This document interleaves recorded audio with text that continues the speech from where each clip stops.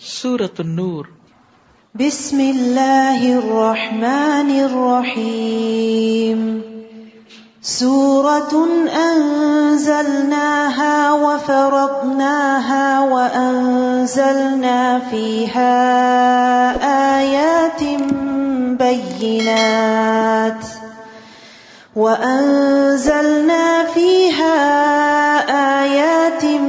بینات لعلکم تذکرون۔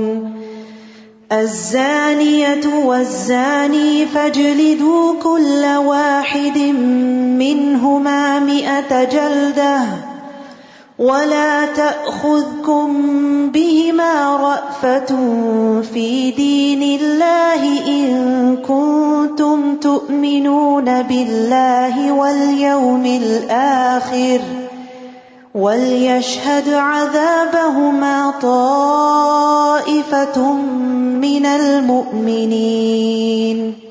شروع کرتی ہوں اللہ کے نام سے جو بے انتہا مہربان نہایت رحم فرمانے والا ہے۔ سورۃ انزلناها، یہ ایک سورت ہے جسے ہم نے نازل کیا ہے۔ اللہ نے پورا قرآن نازل کیا ہے، لیکن یہاں خاص طور پر اس سورت کے نزول کی اہمیت کی وجہ سے اس کا ذکر کیا گیا۔ وَفَرَضْنَاهَا، اور ہم نے اس کو فرض کے درجے میں رکھا ہے، یعنی اس میں جو احکامات ہم نے نازل کیے ہیں ان احکامات پر عمل کرنا لازم ہے۔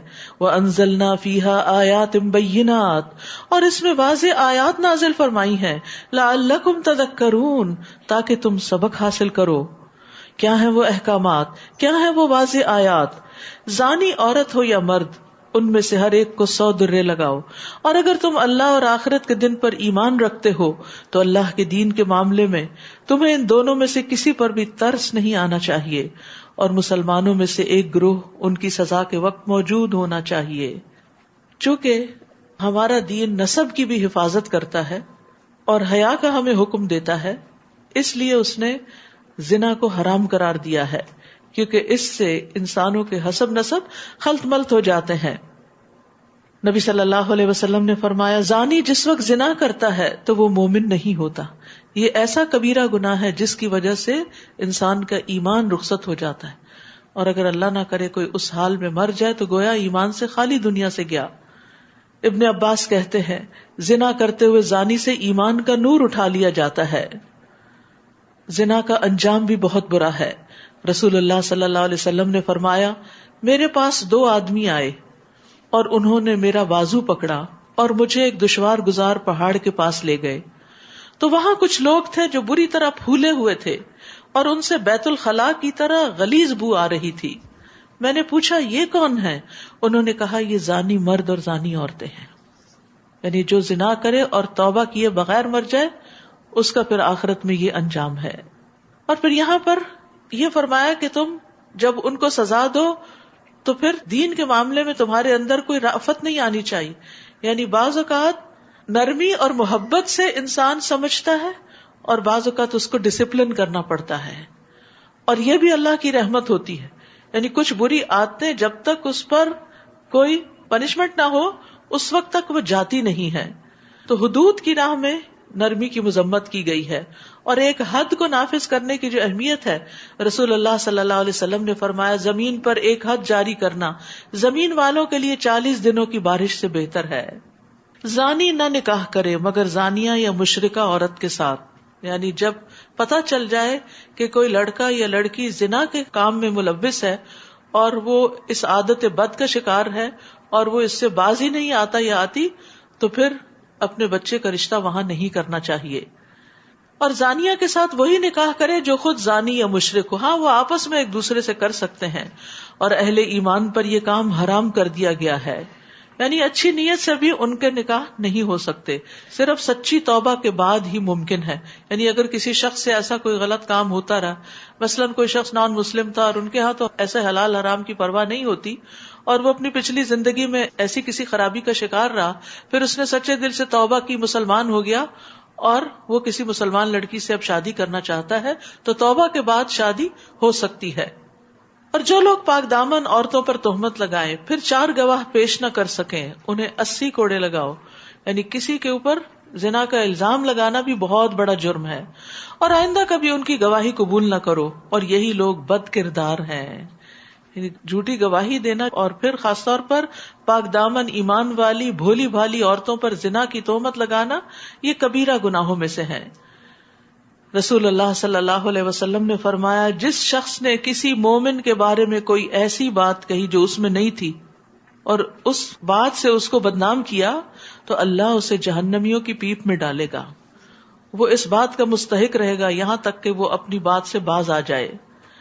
نبی صلی اللہ علیہ وسلم نے فرمایا، بے شک سب سے بڑا سود یہ ہے کہ انسان ناحق کسی مسلمان کی عزت سے کھیلے، اور تہمت لگانے والوں کو قیامت کے دن بھی کوڑے پڑیں گے. یعنی اگر وہ دنیا میں بچ بھی گئے اور توبہ نہیں کی اور اپنی بات سے باز نہیں آئے تو یہ بدلہ وہاں مل کر رہے گا. تو یاد رکھیے، انسان کو کسی کے بارے میں بھی کوئی بات ایسی نہ سننی چاہیے اور نہ اس میں ہاں میں ہاں ملانی چاہیے اور نہ اس سے مزے لینے چاہیے اور نہ ہی ایسی باتوں کو آگے پھیلانا چاہیے. یہ کس قسم کا ٹیسٹ ہے؟ چاہے آپ کو پتا بھی ہو کہ کوئی شخص بہت خراب ہے، اگر آپ کے پاس 4 گواہ نہیں تو آپ زبان نہیں کھولیں گے، کیونکہ یہ بہت سنگین معاملہ ہے.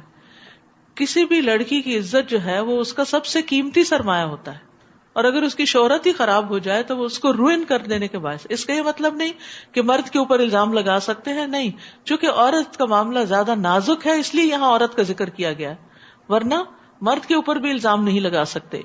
الا الذین تابوا من بعد ذلک واصلحوا فإن اللہ غفور الرحیم. البتہ جو لوگ اس کے بعد توبہ کر لیں اور اپنی اصلاح کر لیں تو یقیناً اللہ بڑا بخشنے والا اور رحم کرنے والا ہے. کیسی خوشخبری ہے کہ بڑے سے بڑے گناہ بھی معاف ہو جاتے ہیں. اگر کوئی ماضی میں غلطی کر چکا ہے تو اللہ تعالیٰ اس کو معاف کر دے گا اگر وہ سچے دل سے توبہ کر کے آئندہ ایسے کسی گناہ کی طرف راغب نہ ہو. تو یہ تو تھا دیگر لوگوں کا معاملہ. لیکن بعض اوقات ایک مرد اپنے ہی گھر میں اپنی بیوی کو خود اپنی آنکھوں سے کسی کے ساتھ برا کام کرتے ہوئے دیکھتا ہے، لیکن اس کے پاس 4 گواہ نہیں، تو اب وہ کیا کرے؟ فرمایا، اور جو لوگ اپنی بیویوں پر تہمت لگائیں اور ان کے اپنے سوا ان کے پاس کوئی گواہ بھی نہ ہو، تو ان میں سے ایسے شخص کی شہادت یوں ہوگی کہ وہ 4 دفعہ اللہ کی قسم کھا کر گواہی دے کہ وہ سچا ہے. یعنی پھر وہ 4 مرد لانے کے بجائے 4 قسمیں کھائے، اور 5ویں دفعہ یوں کہے گا کہ اگر وہ جھوٹا ہو تو اس پر اللہ کی لعنت ہو. اور اس عورت جس پر الزام لگایا گیا ہے اس سے سزا یوں ٹل سکتی ہے کہ وہ 4 دفعہ اللہ کی قسم کھا کے گواہی دے کہ وہ خامند جھوٹا ہے، اور 5ویں دفعہ یوں کہے کہ اگر مرد یعنی اس کا خامند سچا ہو تو مجھ پر اللہ کا غضب نازل ہو، اور اگر تم پر اے مسلمانوں اللہ کا فضل اور اس کی رحمت نہ ہوتی تو یہ معاملہ تم پہ بڑا پیچیدہ ہو جاتا. اور اللہ تعالیٰ بڑا التفات فرمانے والا اور حکیم ہے کہ جس نے معافی کا یہ قاعدہ مقرر کر دیا. اب آیت 11 سے آنورڈز واقع افک سے متعلق آیات ہیں. نبی صلی اللہ علیہ وسلم ایک غزوے پر تشریف لے گئے جس میں حضرت عائشہ آپ کے ساتھ تھی. حضرت عائشہ نے اپنی بہن سے ایک ہار مستعار لے کر زیب و زینت کے لیے پہنا ہوا تھا، تو اس سے پتہ چلتا ہے کہ سفر میں بھی خواتین اپنا زیور ساتھ لے جا سکتے. بہرحال وہاں پر جب واپس آ رہے تھے تو ایک جگہ سارے لشکر نے پڑاؤ ڈالا، اور حضرت عائشہ جو تھی وہ رفع حاجت کے لیے اپنے ہودج سے باہر نکل کے کہیں ذرا دور گئی. تو واپسی پہ انہوں نے دیکھا ان کا ہار گم گیا ہے. تو وہ اس کو ڈھونڈتے ڈھونڈتے جب واپس پہنچی تو اتنے میں لشکر کوچ کر چکا تھا. اب وہ جس جگہ تھی وہیں بیٹھی رہی. تو حضرت صفوان بن معطل جو تھے ان کی ڈیوٹی تھی کہ قافلے کے پیچھے چھٹی ہوئی چیزیں جو ہیں وہ لیتے ہوئے مدینہ پہنچے. تو انہوں نے دیکھا کہ یہاں عائشہ بیٹھی ہیں، کیونکہ پردے کے احکام نازل ہونے سے پہلے وہ ان کو دیکھ چکے تھے. تو انہوں نے انا للہ و انا الیہ راجعون پڑھا، اپنا اونٹ پاس کھڑا کیا اور اس پر ان کو سوار کیا، اور اس کے بعد راستہ بھر ان سے کوئی بات نہیں کی. لیکن جب یہ مدینہ ان کو لے کے داخل ہو رہے تھے تو منافقین کے سردار عبداللہ بن ابی نے حضرت عائشہ پر زنا کا الزام لگا دیا کہ یہ جان بوجھ کے پیچھے رہی ہیں، اس شخص کے ساتھ نعوذ باللہ کوئی غلط تعلقات تھے اور یہ زنا کر کے واپس لوٹی ہیں، صحیح سلامت نہیں آئی. یہ کوئی چھوٹی بات نہیں تھی، بہت بڑی بات تھی. بہرحال یہ بات اس نے اپنے سرکل میں کہی، وہاں سے آگے پھیلتی چلی گئی اور ہر شخص پریشان تھا. 1 مہینے تک وہی نازل نہیں ہوئی اور مدینہ کی جو فضا تھی وہ بہت ٹینس ہو گئی. اس کے بعد اللہ سبحانہ تعالیٰ نے حضرت عائشہ کی صفائی میں برات میں یہ آیات نازل کی. فرمایا ان الذین جاؤوا بالافک عصبۃ منکم، جن لوگوں نے تہمت کی باتیں کی ہیں وہ تمہیں میں سے ایک ٹولہ ہے، یعنی منافقین کا ٹولہ، جن کے پھیر میں کچھ چند مخلص مسلمان بھی آ گئے تھے.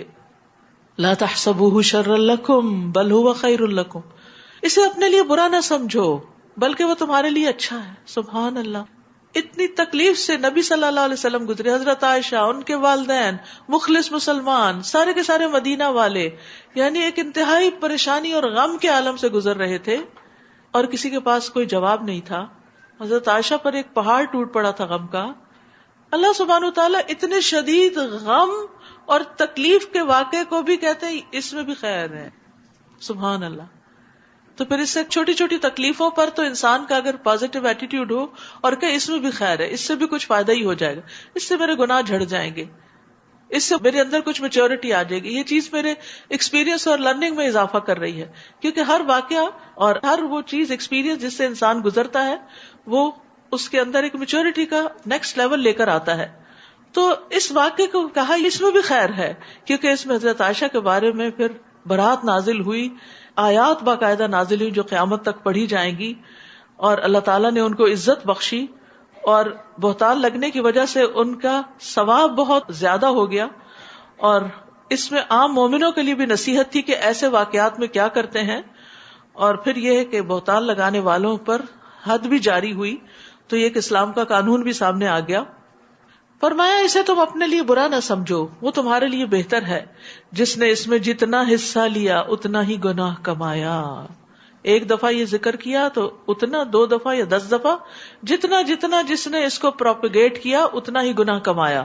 اور ان میں سے جو شخص اس تہمت کے بڑے حصے کا ذمہ دار بنا، یعنی عبداللہ بن ابی، اس کے لیے عذاب عظیم ہے. استغفر اللہ.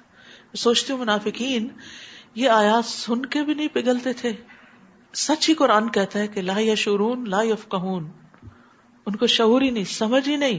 اگر انسان کے اندر سمجھ ہو تو اس کو اشارہ بھی کافی ہوتا ہے.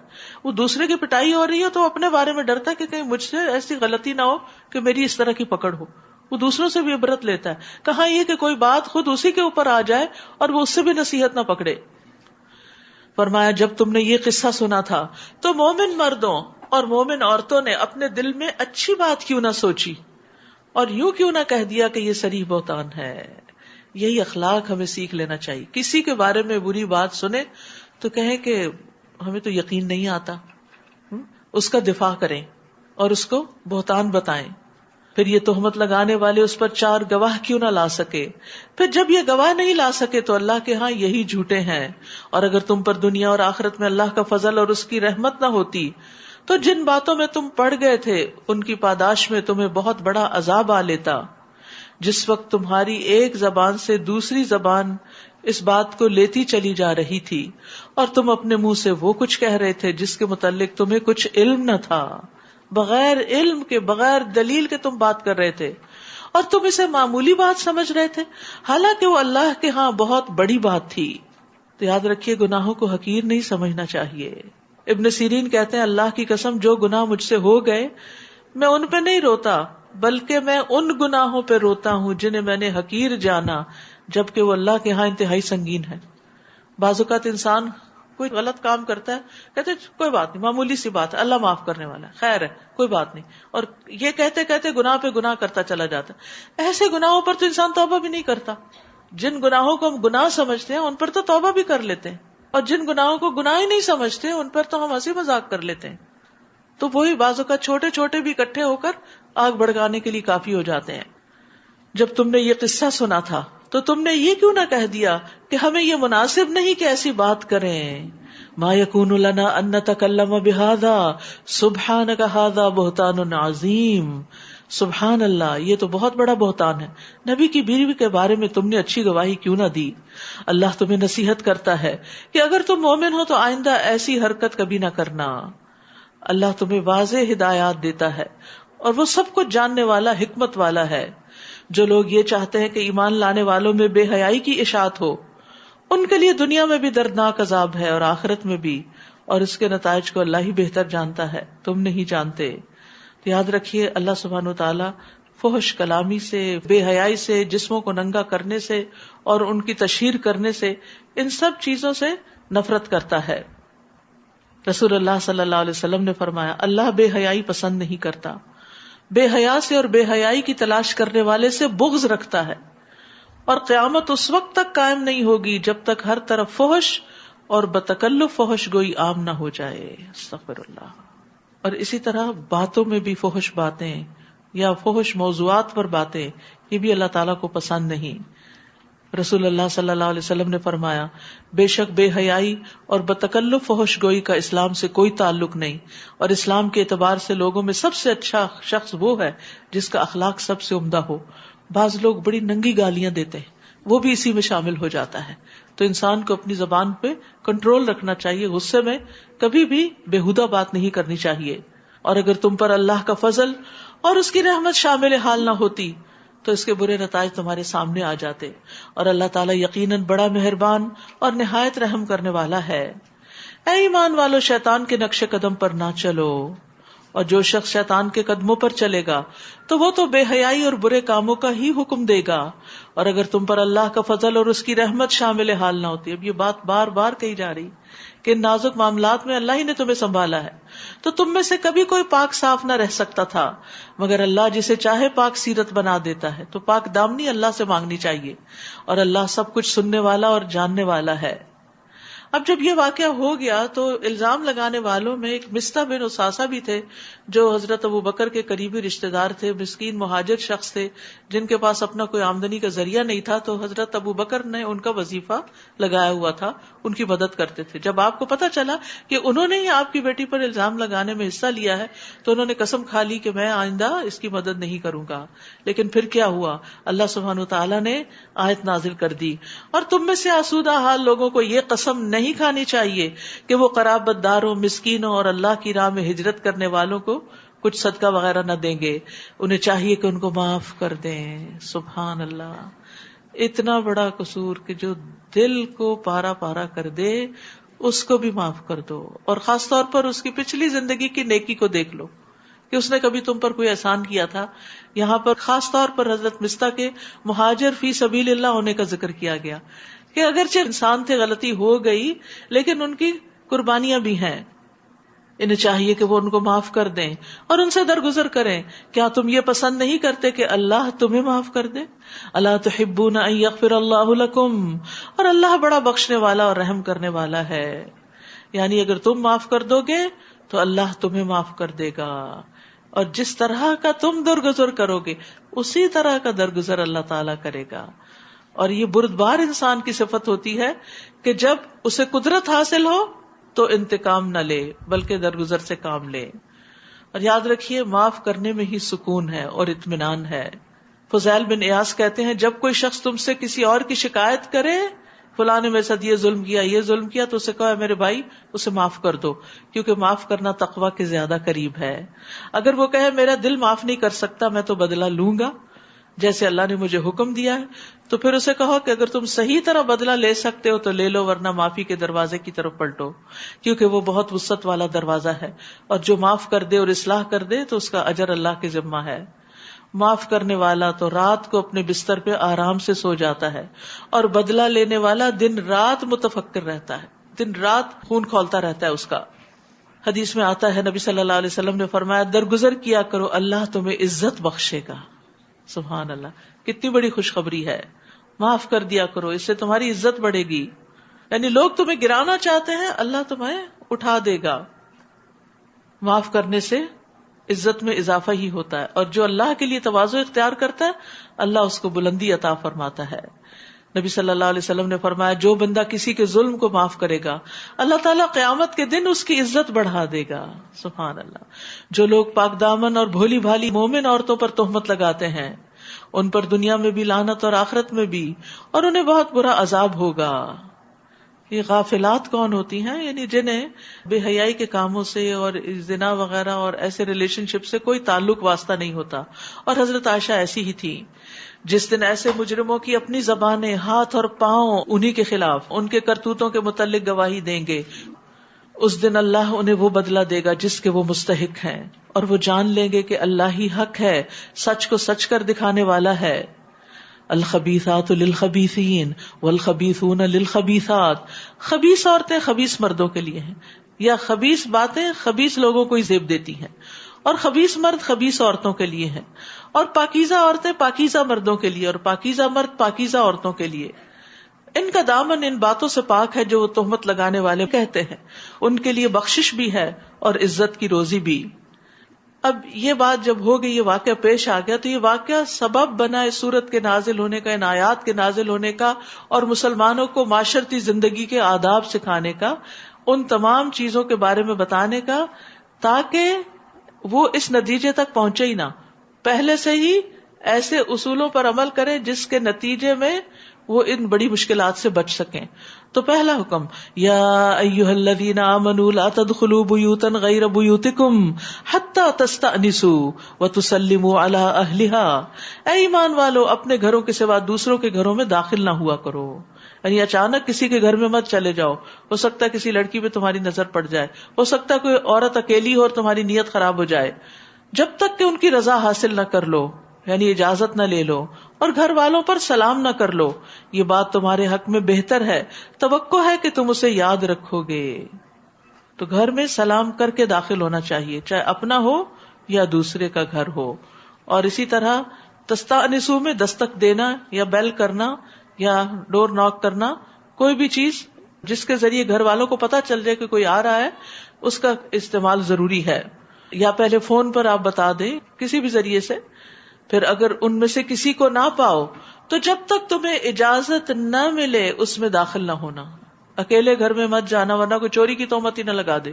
اور اگر تمہیں کہا جائے کہ واپس چلے جاؤ تو واپس چلے جاؤ.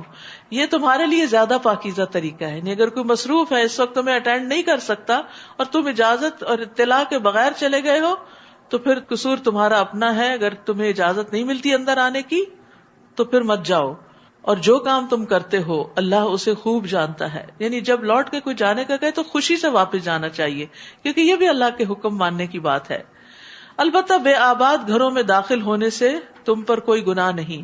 جہاں تمہارے فائدے کی کوئی چیز ہو، یعنی خالی گھر ہے، تمہیں کسی نے رینٹ پر دے دیا، اب اس میں تم جا سکتے ہو اگرچہ وہ کسی اور کی ملکیت ہے.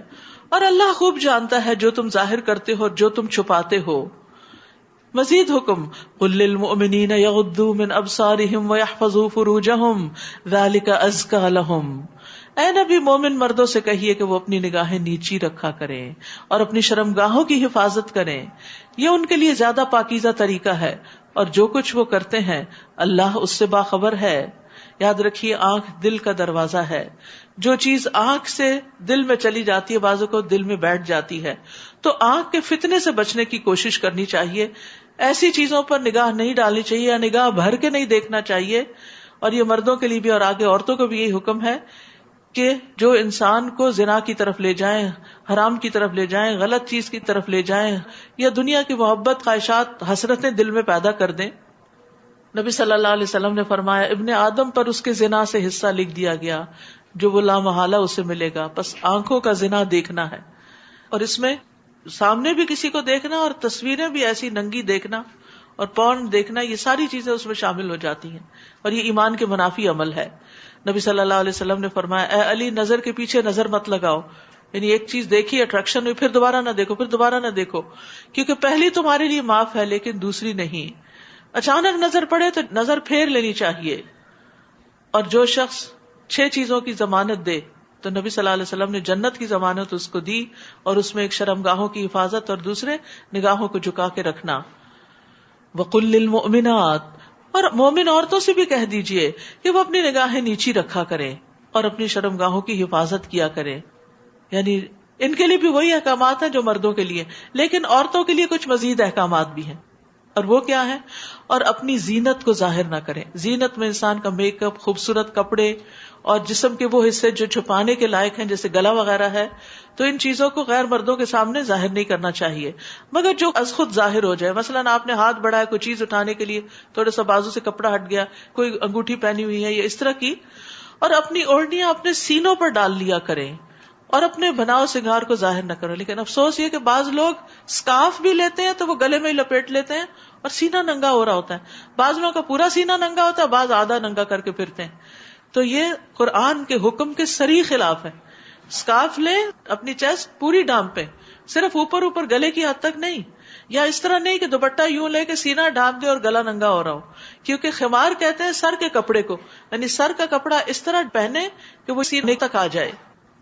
اور اپنے بناؤ سنگھار کو ظاہر نہ کریں، یعنی اپنا میک اپ اور زینت اور خوبصورتی غیر مردوں کے سامنے ظاہر نہ کریں، مگر ان لوگوں کے سامنے، خاوند کے باپ یعنی سسر، اپنے بیٹے، شوہروں کے بیٹے یعنی ستیلے، بھائی، بھتیجے، بھانجے، اور اپنے میل جول والی عورتیں، کنیزیں جن کے وہ مالک ہوں، اپنے خادم مرد جو عورتوں کی حاجت نہ رکھتے ہوں، اور ایسے لڑکے جو عورتوں کی پوشیدہ باتوں سے ابھی واقف نہ ہوں. اور اپنے پاؤں زمین پر مارتے ہوئے نہ چلیں کہ جو زینت انہوں نے چھپا رکھی ہے یعنی زیورات وغیرہ کی، اس کا لوگوں کو علم ہو جائے. یعنی عورتیں پاؤں میں بھی بعض اوقات بجنے والا زیور پہنتی ہیں یا کچھ، یا ایسی جوتی بعض اوقات کہ جس سے پوری مارکیٹ متوجہ ہو جائے کہ کون جا رہا ہے. تو زمین پہ پاؤں مار کے بھی چلنا عورت کے لیے ناپسندیدہ ہے.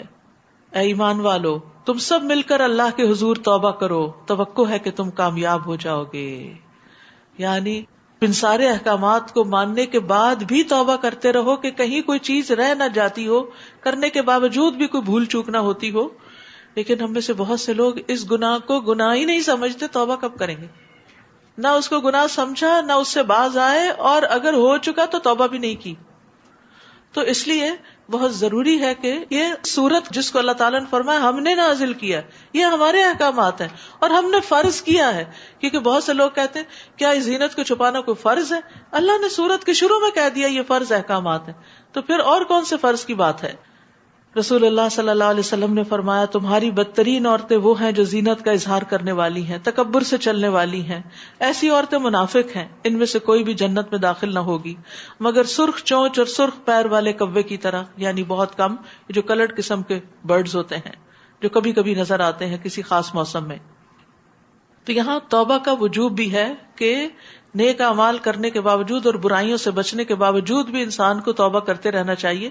نبی صلی اللہ علیہ وسلم دن میں 70 سے 100 بار استغفار کرتے تھے، حالانکہ آپ کے تو اگلے پچھلے سارے گناہ معاف کر دیے گئے تھے، بلکہ آپ تو معصوم عن الخطا تھے.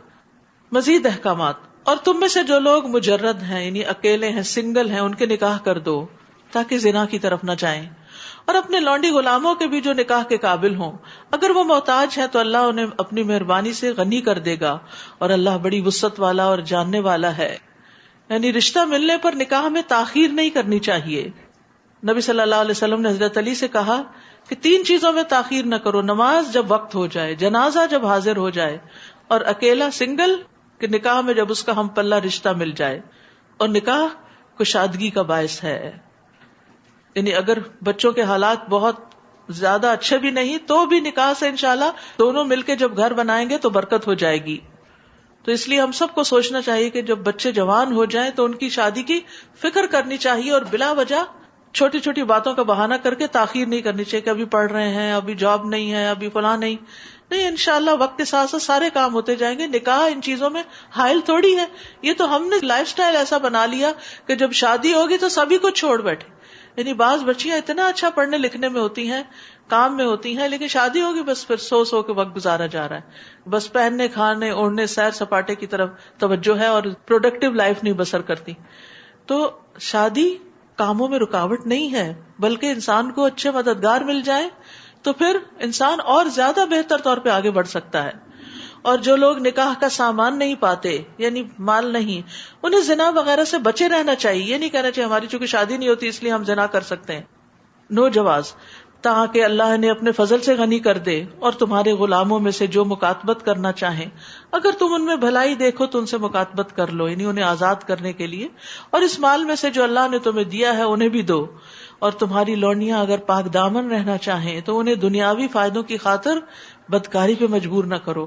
زمانے جاہلیت میں لوگ اپنی لونڈیوں سے پروسٹیٹیوشن کا کام کرواتے تھے اور ان کی کمائی خود رکھ لیتے تھے.